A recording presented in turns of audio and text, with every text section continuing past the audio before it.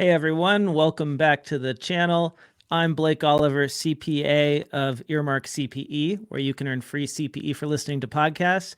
And I'm joined today by Paul Barnhurst, also known as the FP&A guy. Hey Paul, how you doing? I'm doing great. How are you doing today, Blake? Oh, couldn't be better. Happy Friday to you. And Yes. we're going to spend a few minutes here learning something in Excel, how to build a dynamic chart. So let's get to it. All right. Well, thank you. I'm excited to walk through this. So what I'm going to show here is just an example of the dynamic chart. So we have here a chart that's been built, and this is what we're going to walk through how to build it. So what you're going to see here right now, you'll see it says compare cells with COGS, gross profit, and customers. So right now we have our cells and COGS. But if I click on this button here, I only have cells. Let's see if I want to add gross profit. I want to add customer. I want to add COGS. So you'll notice it automatically updated here, the chart. So what I'm going to walk through is how we would build this. And we're going to create a kind of a dummy data set that I think makes sense for this. So this is one example. There are other ways we can do dynamic charts. This is one I really like. So we're going to come over here to this sheet. And I'm just going to remove the grid lines here. And what we're going to do is we're going to do this for a store comparison. We're going to say we have 5 stores. So I'm just going to say store 1. We'll just set this up. Store 1, store 2. And I could use a sequence formula and automate this, but it would take about as long as it does to type it. So we're just going to add them in. Store 4, store 5. And then we're going to have an average. So what we're going to do is in our chart, we're going to we're going to see the average, and then we can compare it to any of the stores we want. So that's what we're going to build here. So first I'm going to put our months. So we're going to do, let's see, what do we want? Say 1/1/2023. And we'll just drag this down, add 1 month at a time. And so I got to change our date format here. Go in and change this to be date. Let's make it look like, what do we like? Let's do this so it just shows the month. We'll drag that down for the year. So now what I'm going to do is, just to keep this simple, we're just going to make up some data, and we're going to say, average store sales vary between 400,000 and 800,000 a month. So what I'm going to do is I'm going to do a rand array formula just to randomly create the data here. So we have it for our chart, and then we can start building the chart. So I'm going to say I want 12 rows of data. I want 5 columns. I want it between, let's say 450,000, I think I said, and 800,000. We don't want any decimals. And what did I do wrong? That's always the fun part, when something doesn't work. So true. Oh, I know what I did. I put accidentally 4.5 million and 800,000. So it's like, that won't work. Your minimum was greater than your maximum. Yes, I added an extra 0. Okay. All right. So now I'm going to hard code that. And there's my dummy data I'm going to use. Right. And so here I'm just going to create an average formula. So we'll just do this, and I'll just drag this down for simplicity here. All right. So now we have our averages for each month, and we have each individual store. So, normally, let's just say I put this into a chart. So what I'm going to do right now is we'll just quickly show, if I say insert, throw it in a chart, right? It's going to look something like this, and I don't have any ability to select what I want. So now we're going to set it up so that I can select what I want. So what we need is, this is our raw data set. We're going to need a data set that allows us to set up our chart the way we want it. So let me copy this down, take our raw data set. We're just going to move it down a little bit. So I'm going to put it down here.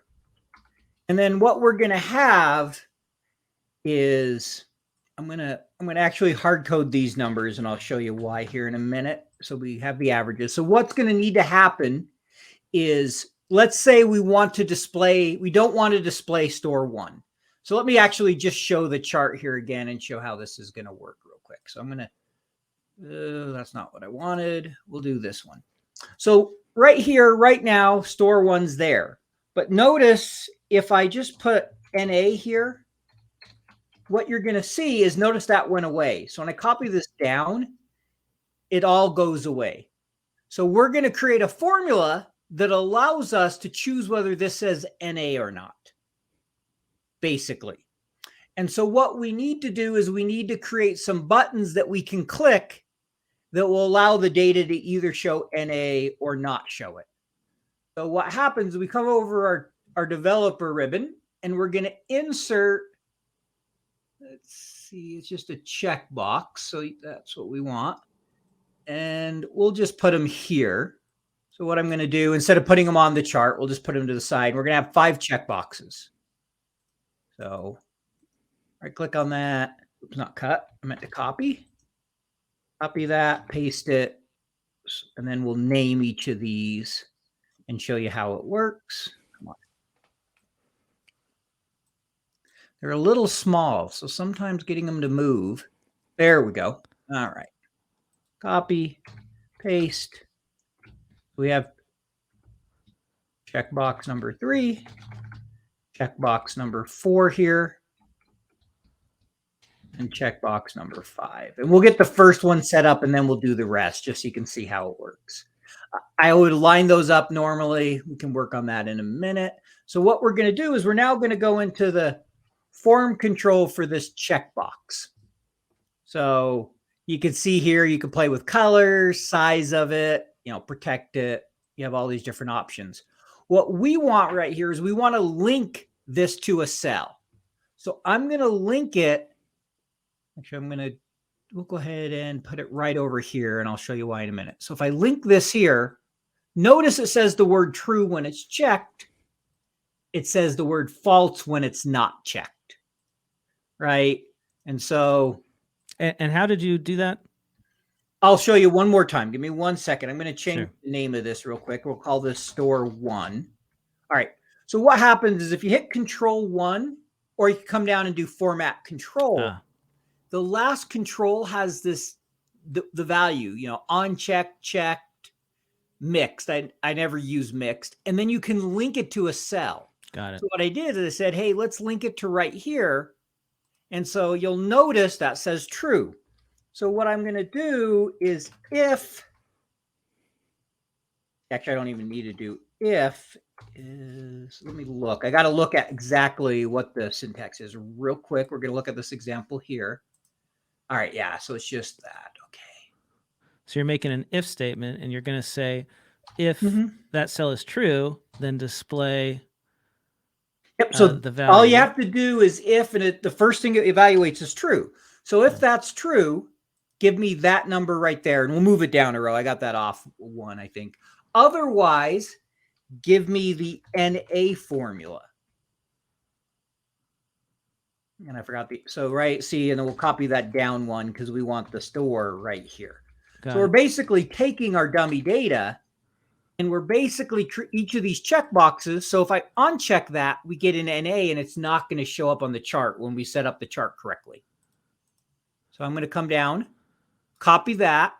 And I had to hard code the right there, S24. So it's always looking at the true or false. I got it. And so that's done that one. And in fact, I'm going to change the formula so it's only looking at the 24. So when we copy it over, it will work. Yep. So let's see. I can take that out. That way, when we create the next one, we don't have an issue. And so what you've done there is you've fixed the reference.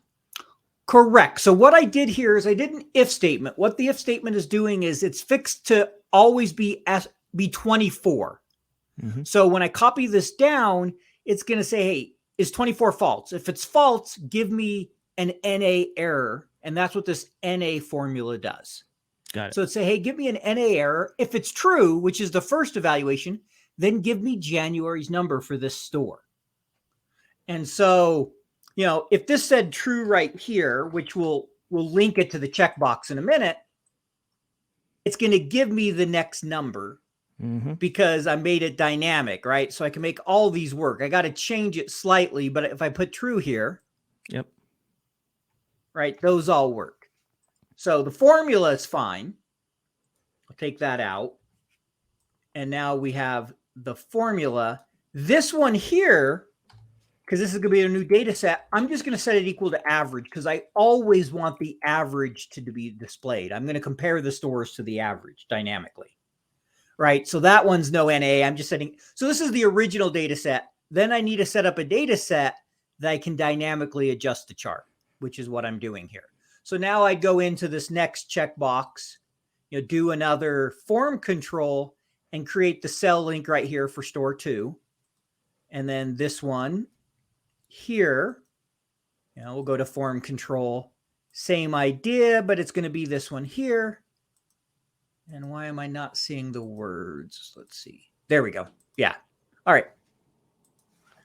So those ones are now working. Until you click on it, it shows blank. And then once you click on it, it shows the word. So we'll do this one next. We'll just do a control 1 here. Oh, wait. Got to make sure I'm on the checkbox. So let's just do right click and do form control. We're going to do our cell link for this store. And then we'll name all these here in a minute. And we'll line them up. And we'll do cell link this one here. All right. So we can see that's working when I click on it. Now what I'm going to do is I'm going to change my format here. We're going to go ahead and just, let's see. Let's do currency with no zeros. And we'll copy it to be the same over here. All right. So now let's go ahead and rename each of these. So we'll just call this, and I can change the size and I could bold these and I could put them on the chart. They can go anywhere you want. So you're calling that one store 3. Then you're going to do Correct. store 4 and 5. And I'm going to guess the next thing that you do is just changing the data set for the chart. Correct.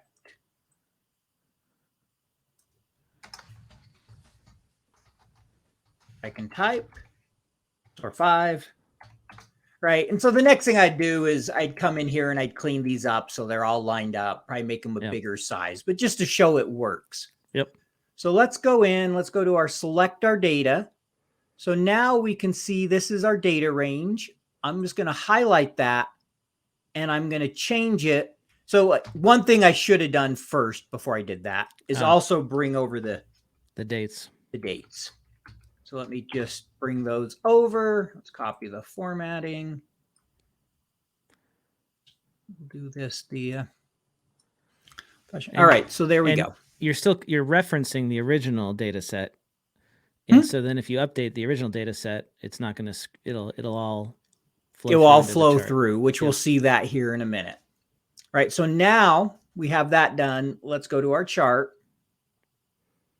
And let's go ahead and highlight this range. Mm-hmm. And see, you only see 2 there. So now I'm just going to make this a lot bigger. We could change the colors of our chart. We could change, like maybe, let's change it to a line chart. So I'm going to come in here and change the chart type. We're going to do a line so we can kind of see each of the stores. And what I'm going to do is average. I do something like maybe we want average to be black since we're always going to have average. And I might make it a thicker weight. Mm-hmm. Just something to make it stand out so you're comparing against that average. We could put the dollar values on it. And so now you come in, someone sees the average, like, well, how's store 1 performing against our average? Well, overall, slightly better. It's had a few months that are worse, but it's doing pretty well. Well, what about store 2? A little more variability, right? Store 3. So you can see most of these are pretty close because part of that is also, the range here is going from 0 to 800, and we have all these between 450 and 800. So we could adjust our axis if we wanted it to be closer. I am always a big fan of making that very clear if you do that. So what I'd call this is, store comparison here. or 2023, probably something like that. 2023 store comparison. The other things I typically do is I'll get rid of the outline here to just make it a little easier to look at.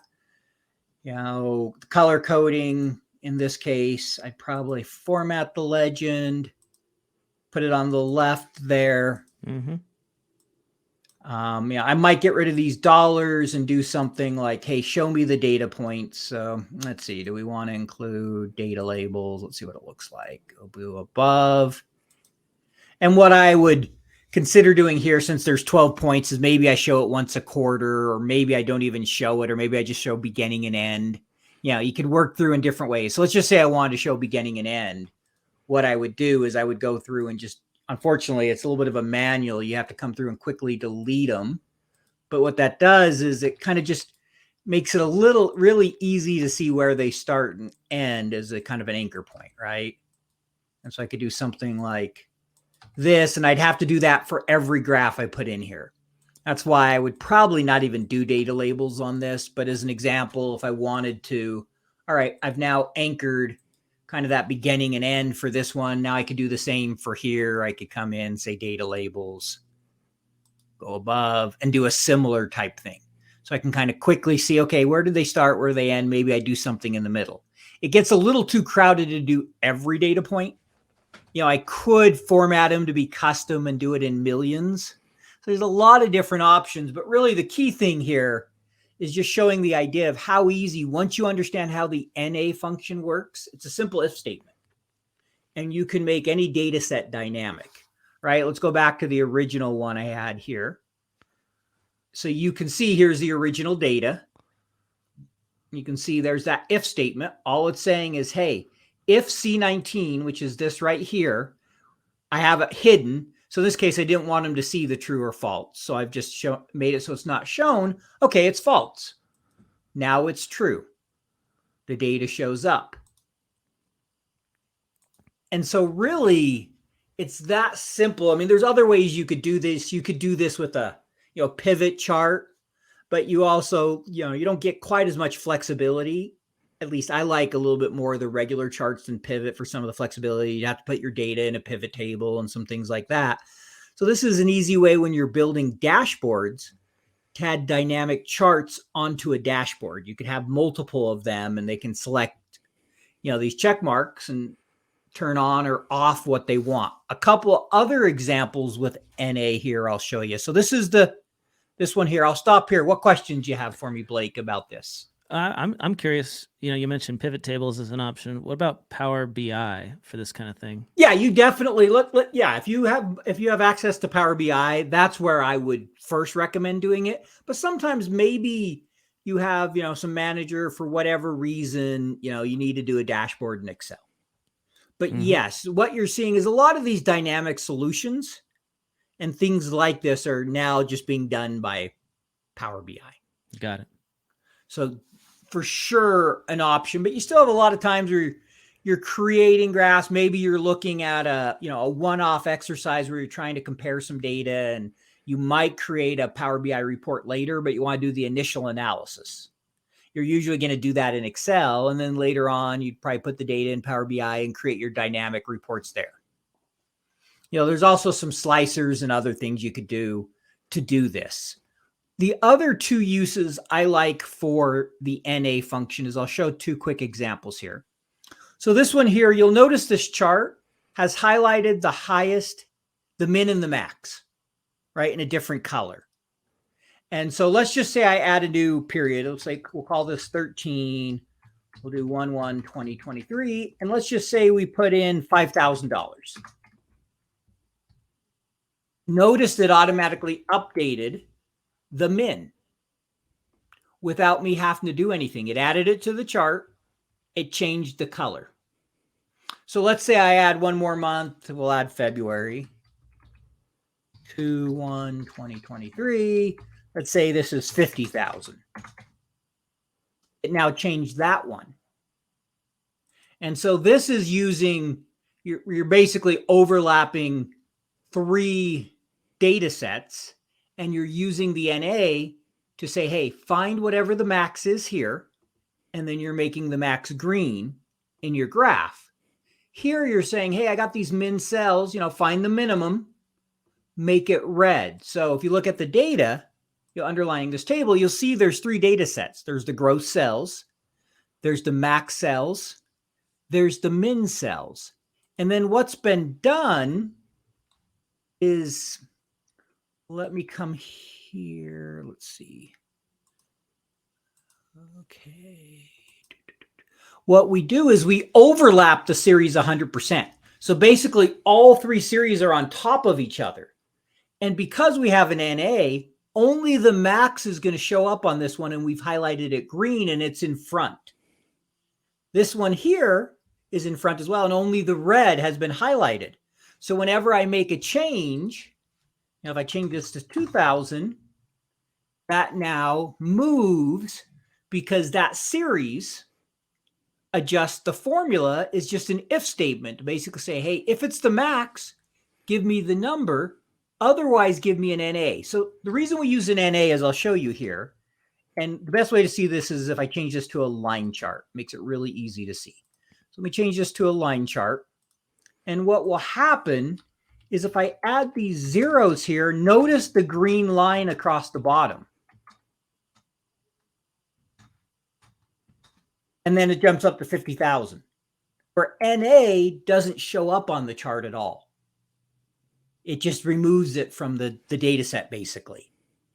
And so that's why NA is so helpful, particularly line charts, because, right, that's just super messy. If I have zeros here as well, it just, now all of a sudden I got 2 going down, and it just makes a mess of the chart. So let's undo that. And what's nice is because this is in a table, this is why I create a table here, you can add additional months and it's all dynamic because it's referencing a table. And so it automatically sizes it, right? Again, I add another month. We'll say February, we'll say 70. We'll do 50,000 here so you can see how this works. So let's say we have the same as the prior. Then it highlights both of them in green because they're the same number, because they're both max. Wow, this is great. Thanks so much, Paul, for sharing this with us. If our listeners, if our viewers want to learn more about what you are doing, where should they go? Well, so I do have a YouTube video where I talk a little bit about the NA function and some examples, so they can check that out. My website, I have some stuff about Excel, the FP&A guy. And then what I'll mention is there's some really good resources. Leela Garani does some really good videos. That's where I learned this max and min from. I'm a huge fan of her. The dynamic chart, I learned that in an Excel course I took from Shandu. He has a website called shandu.org. And they're really good resources for learning Excel. Awesome. Thanks, Paul. Yep. And if you want to get CPE for listening to podcasts, including Paul's podcast, FP&A Today, go to earmarkcpe.com, sign up, download the app. It's free, and you can listen to Paul talk all about FP&A, interview people in the FP&A world, and you can get free CPE for that. So if you're a CPA or a CMA or even an enrolled agent, you can get your continuing education taken care of. Paul, do you have a favorite episode of your podcast? One I really like right now that's been extremely popular is we interviewed Glenn Hopper. Glenn Hopper, he was just interviewed by Fortune magazine a few weeks ago. The article just came out where he took ChatGPT and created an FP&A tool, basically, using ChatGPT. And so he talked about that process and how he thought about it and about AI and technology and how he uses them. So I think it's a fascinating episode. It's one I'd recommend anyone listen to, with just all the stuff that's going on right now, right? With these learning learning modules that they're building with AI technology. Well, and I'm really excited about the Microsoft Office integration that's coming in the next few months. You're going to be able to use ChatGPT inside of Excel. That's the promise anyway. And it could just automate a ton of formula writing. If you can say, please, build me something in this style. The AI can do that these days. So yeah, it's going to be pretty crazy. I'm really excited for the Copilot that's coming for Excel, for Outlook, for just in general, PowerPoint. It should, make a lot of things that are tedious easier to do. Well, Paul, that's all the time we got today. Thanks so much. Thanks everyone for joining us, and we'll see you around. Thanks.